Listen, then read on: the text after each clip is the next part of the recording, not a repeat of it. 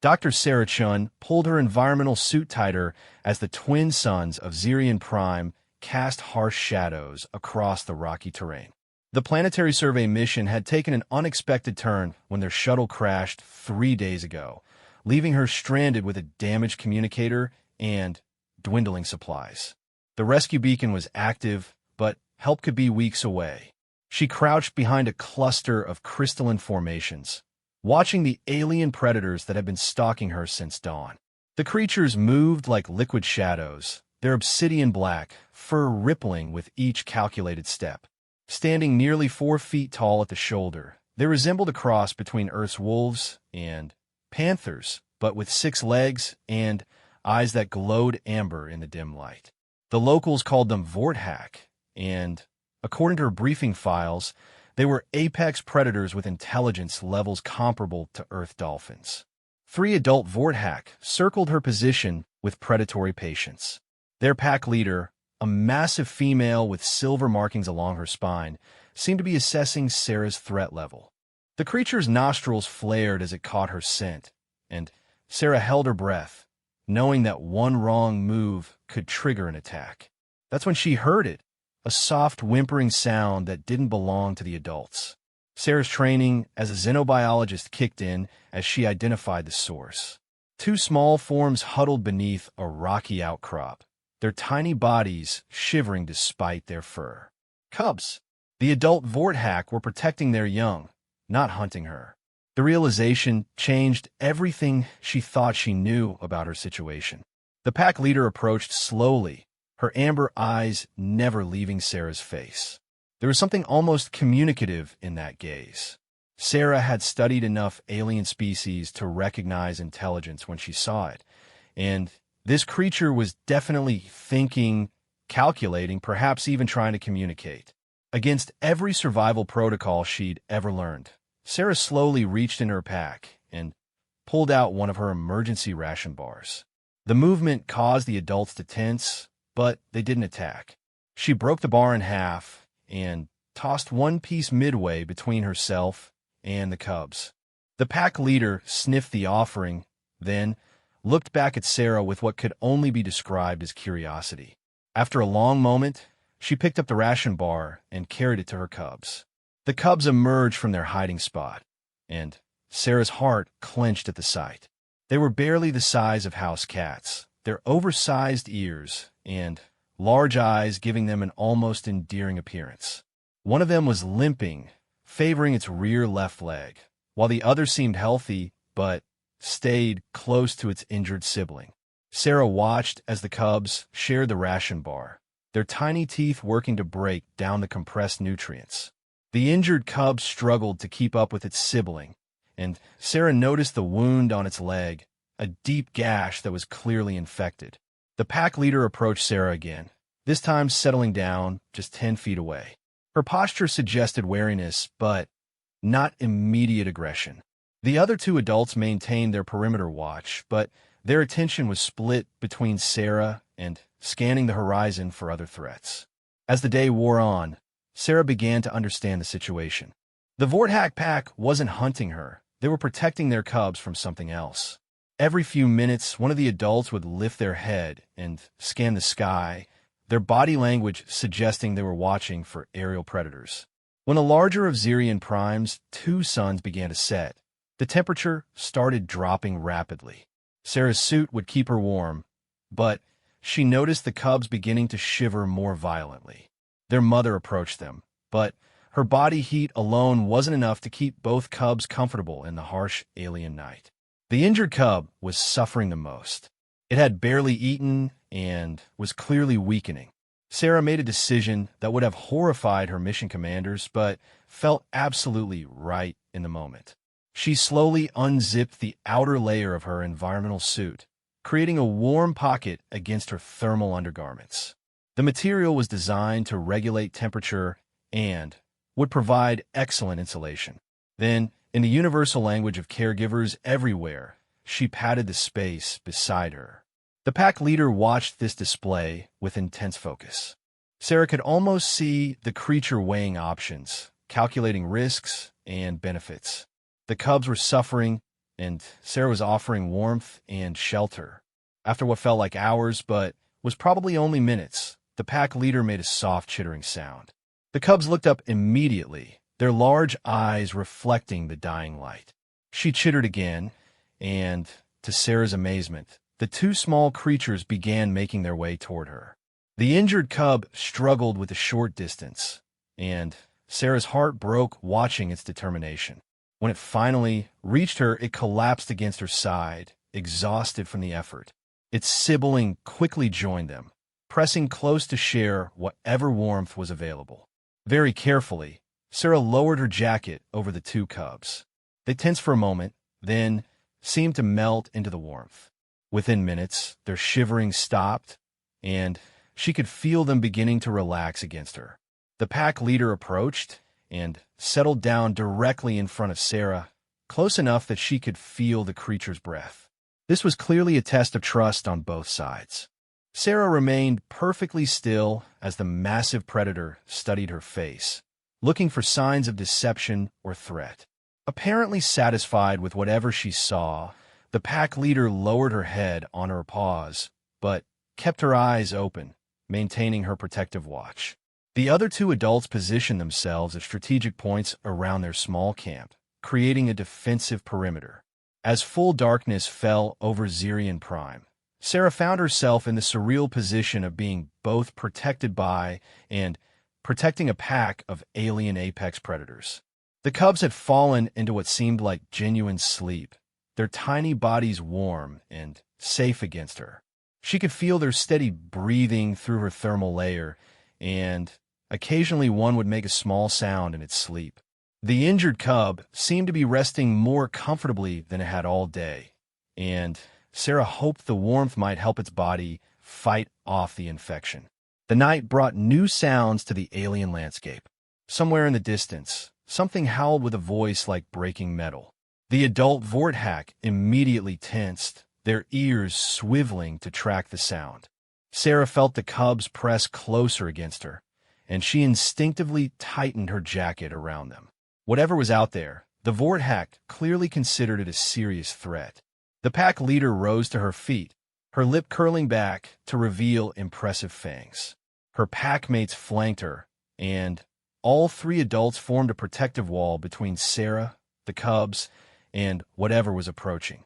Sarah reached slowly for her emergency beacon, checking its signal strength. Still active, but no response yet from any rescue vessels. She was completely dependent on the protection of creatures that, by all rights, should have seen her as either prey or competition. The howling came again, closer this time, and Sarah realized she was about to discover exactly why the Vorthak had been so concerned about aerial threats. The cubs stirred against her, making soft, frightened sounds, and she found herself whispering human lullabies to alien children while their parents prepared for battle. Above them, something large blocked out the stars.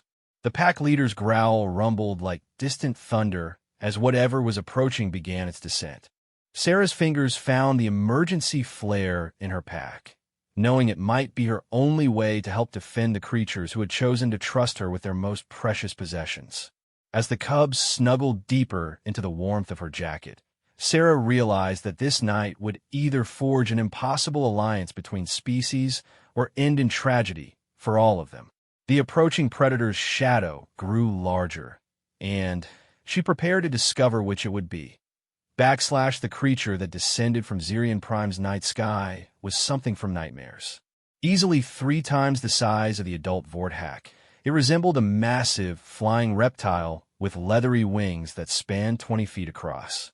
Its elongated head featured rows of serrated teeth, and its talons looked capable of shredding metal. The locals called it a Kithera, and Sarah now understood why the Vorthak had been so protective of their territory. The Kithera landed with a ground-shaking impact, its predatory gaze immediately fixing on the small group. Sarah felt the cubs tremble against her as they caught the scent of their natural enemy.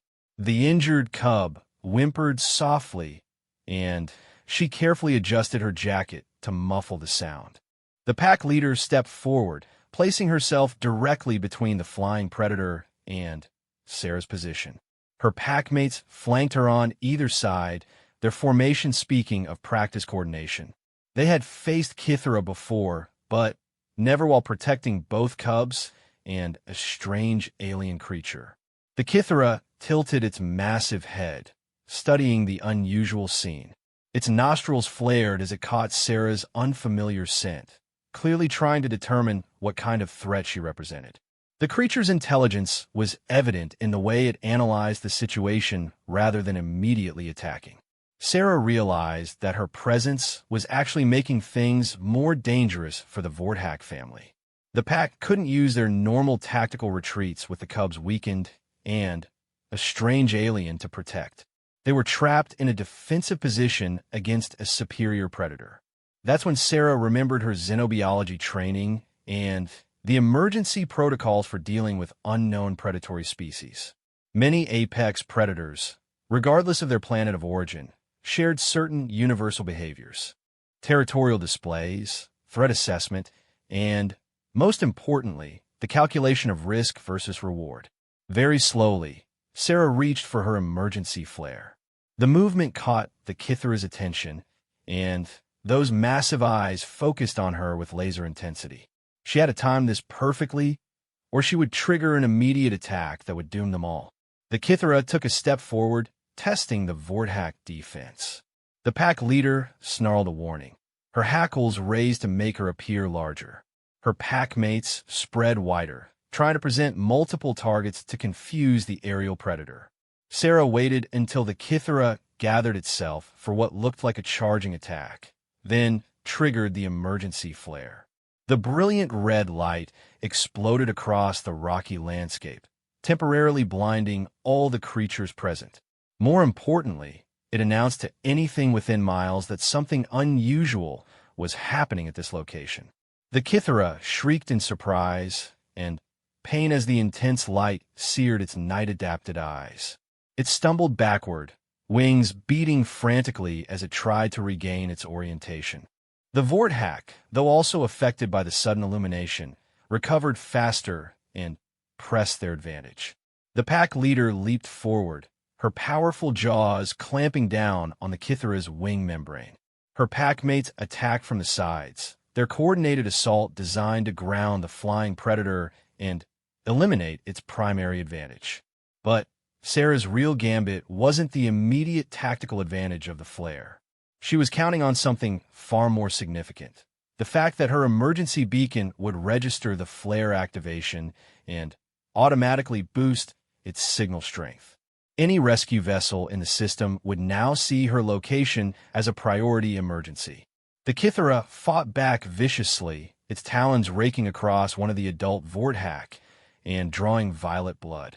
The injured pack member stumbled but kept fighting, their dedication to protecting the cubs overriding their pain. Sarah felt the cubs pressing against her, their small bodies shaking with fear as the battle raged just meters away. The injured cub was making soft distress calls, and Sarah found herself humming quietly, trying to provide some comfort in the chaos. The fight was brutal but brief.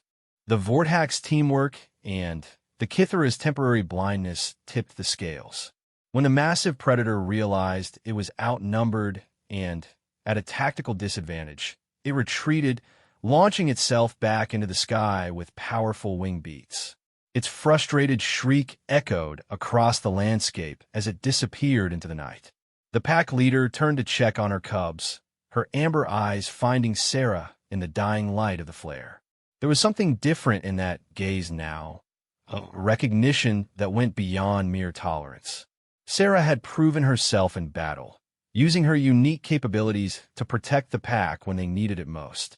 The injured pack member was bleeding from deep gashes, and Sarah could see the pain in its movements. Without thinking, she reached for her medical kit. Xenobiology protocols were clear about cross-species contamination, but the creature was suffering, and she couldn't just watch. She held up the medical supplies, making sure the pack leader could see her intentions. The massive predator watched carefully as Sarah approached the injured Vorthak, her movements slow and non-threatening. The wounded pack member tensed as Sarah drew near, but a soft sound from their leader seemed to calm them. Sarah opened her medical kit and pulled out a bottle of broad-spectrum antiseptic and some synthetic bandaging material. Working carefully, she cleaned the wounds and applied the antiseptic. The Vorthax's fur was different from anything in her medical training, but the basic principles of wound care were universal. The creature remained perfectly still during the treatment, understanding somehow that Sarah was trying to help. When she finished bandaging the wounds, Sarah stepped back and the injured Vorthax tested their movement. The pain was clearly reduced, and they looked at Sarah with what she could only interpret as gratitude. The pack settled in for the remainder of the night, but the dynamics had changed completely. The cubs emerged from under Sarah's jacket to nuzzle their injured packmate, and the adults no longer maintained their defensive positions around her. She had become part of their family structure, at least temporarily. As the hours passed, Sarah found herself observing behaviors she had never read about in any xenobiology text. The Vorthax had a complex social structure with subtle communication methods. The pack leader used different vocalizations to coordinate activities, and the cubs responded to specific sounds with immediate obedience. The injured cub seemed to be recovering as well. The warmth and rest had helped fight off the infection, and it was moving more easily than it had all day. When it crawled back under Sarah's jacket for warmth, its sibling followed without hesitation. Sarah realized she was witnessing something unprecedented in human-alien relations. These creatures had chosen to trust her not because of superior technology or firepower, but because she had demonstrated the universal values of protection and care for their young. When the first light of dawn began to color the horizon, Sarah's communication device finally crackled to life. A rescue vessel had detected her emergency signal and was approaching her coordinates. She should have been relieved, but instead she felt a strange sadness at the thought of leaving the Vorthax family. The pack leader seemed to sense the change in Sarah's demeanor. She approached and settled beside her, close enough that Sarah could feel the alien's warmth.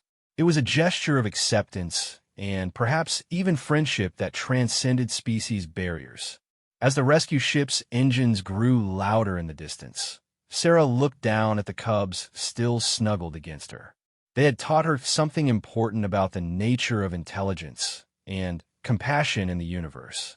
These weren't just alien animals. They were thinking, feeling beings capable of trust, sacrifice, and love. The pack leader touched Sarah's hand gently with her nose, a gesture that somehow conveyed both gratitude and farewell. Sarah realized that this encounter would change how humanity approached contact with intelligent alien species. The Vorthax had shown her that true communication didn't require language. It required understanding, respect, and the courage to trust. The rescue ship appeared over the horizon, its hull gleaming in the morning light. Sarah gathered her equipment while the cubs watched with curious eyes, somehow sensing that their strange protector was about to leave. The pack leader stood and moved her cubs to a safe distance, but her eyes never left Sarah's face. As the rescue team prepared to extract her, Sarah made a decision that would have far-reaching consequences for both species. She activated her xenobiology recorder and began documenting everything she had observed about Vorthax behavior, intelligence, and social structure. This wouldn't be just another alien encounter report. It would be the foundation for a new approach to interspecies relations. 6 months after her rescue from Zirian Prime, Dr. Sarachin stood before the United Earth Council presenting findings that would reshape humanity's approach to alien contact. Her report on Vorthax intelligence and social behavior had already sparked intense debate among xenobiologists, but today's presentation would determine the future of the entire planet. The council chamber was packed with representatives from every major Earth nation and colony world. Sarah's story had become legend among space explorers, but few understood the true implications of what she had discovered during those 3 days on an alien world. Honored council members, Sarah began, her voice steady despite the magnitude of what she was about to propose. What I experienced on Zirian Prime challenges every assumption we've made about intelligent alien species. The Vorthack demonstrated problem-solving abilities, emotional complexity, and social structures that rival our own. More importantly, they showed the capacity for trust and cooperation across species barriers. She activated the holographic display, showing footage from her personal recorder. The images of the cubs snuggled under her jacket drew gasps from several council members. These weren't the savage beasts described in previous exploration reports. They were clearly intelligent beings capable of complex social relationships. The mining consortium's proposal to strip mine Zirian Prime must be reconsidered, Sarah continued. We're not just looking at an uninhabited world with valuable mineral deposits. We're potentially destroying the home of a sapient species that has shown remarkable capacity for peaceful coexistence. Counselor Martinez leaned forward, his expression skeptical. Dr. Chun, while your experience was certainly remarkable, can we base planetary policy on a single encounter? These creatures are still apex predators. The mining operation could proceed with appropriate safety protocols. Sarah had anticipated this objection. With respect, Counselor, that's exactly the kind of thinking that has led to conflicts with other species throughout human history. We assumed the Altarians were non-sentient because they didn't use technology. We nearly wiped out the crystal entities on Proxima b because we thought they were geological formations. Each time, we've had to reverse course after causing irreparable damage. The chamber erupted in murmurs as council members debated among themselves. Sarah knew she was asking them to sacrifice significant economic benefits based on her personal testimony, but she also knew she was right. The Vorthack deserved the chance to develop their civilization without human interference. Admiral Hendricks spoke from the military section. Dr. Chun, your recommendations have merit, but you're asking us to designate an entire planet as off-limits based on unconfirmed intelligence assessments. What guarantees do we have that these creatures won't become hostile to human presence in their system? Sarah smiled, remembering the gentle touch of the pack leader's nose against her hand. Admiral, the Vorthack had every reason to kill me on that first day. I was alone, injured, and completely helpless. Instead, they chose protection and cooperation. They demonstrated something we've rarely seen in first contact situations, the ability to recognize intelligence and respond with curiosity rather than aggression. She switched the display to show her medical readings from the encounter.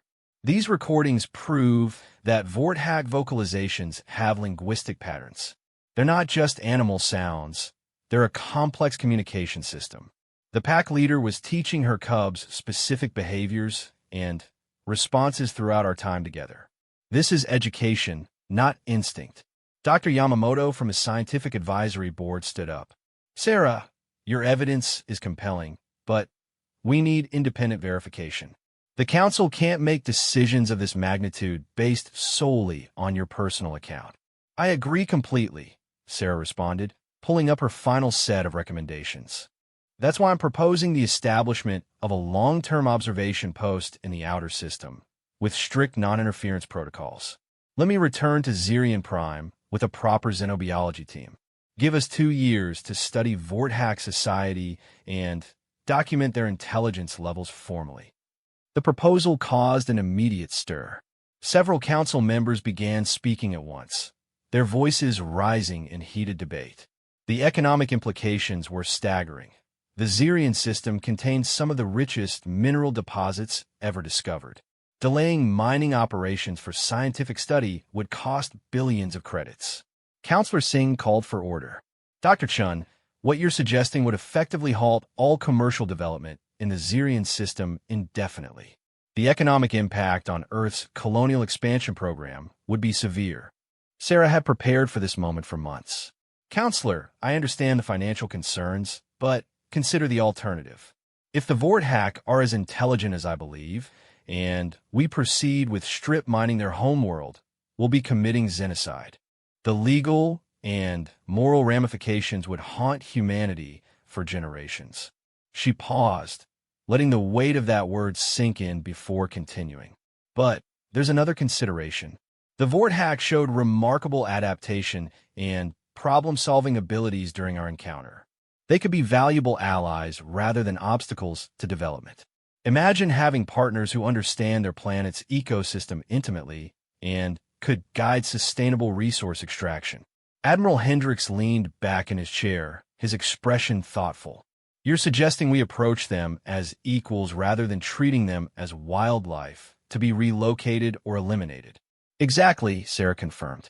The cubs that trusted me enough to sleep under my jacket represent the future of Vorthack society.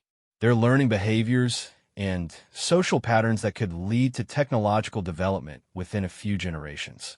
We have the opportunity to witness the emergence of a new spacefaring civilization, but only if we don't destroy their world first. The debate continued for hours, but Sarah could see the tide turning. Her personal account, combined with the scientific evidence she had gathered, was making a compelling case for protecting the Vorthack homeworld. When a vote was finally called, it passed by a narrow margin. The mining operation would be postponed for 2 years while a proper xenobiology team conducted comprehensive studies of Vorthack intelligence and society.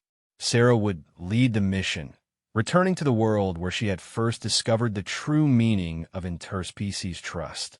3 months later, Sarah stood on the familiar rocky terrain of Zirian Prime, but this time she wasn't alone. A small research station had been established in orbit, and her team was equipped with the latest non-intrusive monitoring technology. Their mission was to observe Vorthack society without interfering in its natural development. Finding the pack that had saved her life proved easier than expected. The Vorthack had established what appeared to be permanent territorial markers around the area where she had been rescued, suggesting they remembered the encounter as significant. When Sarah finally spotted the familiar silver markings of the pack leader, her heart raced with anticipation. The cubs were nearly full-grown now, their adult coats beginning to show the distinctive patterns that would mark their social rank within the pack structure. She maintained a respectful distance as she observed them, but the pack leader had clearly detected her presence. The great creature approached slowly, her amber eyes showing unmistakable recognition. When she was close enough, the Vorthack leader performed the same gentle nose touch that had marked their farewell months earlier. But this time something else happened. The former cubs, now young adults, approached as well. They showed no fear of Sarah, and one of them, she thought it might be the formerly injured cub, actually brushed against her leg in what could only be described as an affectionate gesture. Over the following weeks, Sarah's team documented behaviors that revolutionized their understanding of alien intelligence. The Vorthack had developed tool use, demonstrated abstract thinking, and showed clear evidence of cultural transmission between generations. Most remarkably, they seemed to have incorporated their encounter with Sarah into their social mythology, teaching younger generations about the sky creature who had helped protect their pack. The implications were staggering. The Vorthack weren't just intelligent. They were actively developing toward technological civilization. Sarah's decision to trust them with the cubs had become a foundational story in their culture, one that portrayed humans as potential allies rather than threats. As her 2-year mission neared its end, Sarah prepared her final report for the Council. The evidence was overwhelming. The Vorthack were undeniably sapient beings deserving of full protection under interstellar law. But more than that, they represented an unprecedented opportunity for peaceful coexistence and mutual benefit. The mining consortium would have to find other sources for their minerals, but humanity had gained something far more valuable: proof that intelligent alien species could recognize and respond to acts of compassion and trust. The cubs that had once snuggled under her jacket were now ambassadors for their species, and their descendants would inherit a world where cooperation between different forms of life was not just possible, but celebrated. Sarah's final entry in her research log captured the true significance of her mission. First contact protocols have always focused on military superiority and technological advancement. But the Vorthack have taught us that the most important qualities for interspecies relations are the simplest ones: the willingness to protect the vulnerable, the courage to trust across species barriers, and the wisdom to recognize intelligence in forms different from our own. These lessons, learned from cubs who sought warmth under an alien's jacket, may well determine humanity's role in the greater galactic community. The story of the Vorthack cubs would be told throughout human space for generations to come. A reminder that sometimes the most profound encounters begin with the smallest acts of kindness.